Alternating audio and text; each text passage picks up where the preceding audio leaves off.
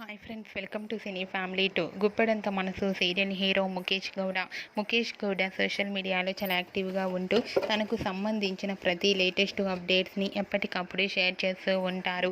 ముఖేష్ గౌడ ప్రస్తుతం గుప్పెడంత మనసు సీరియల్లో హీరో రిషి క్యారెక్టర్లో నటిస్తూ మంచి పేరును, గుర్తింపును, సక్సెస్ను అందుకుంటున్నారు.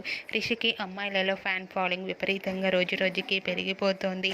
అయితే రీసెంట్గా గుప్పెడంత మనసు సీరియల్ హీరో రిషి తన రియల్ లైఫ్ లేటెస్ట్ ఫొటోస్ను షేర్ చేశారు.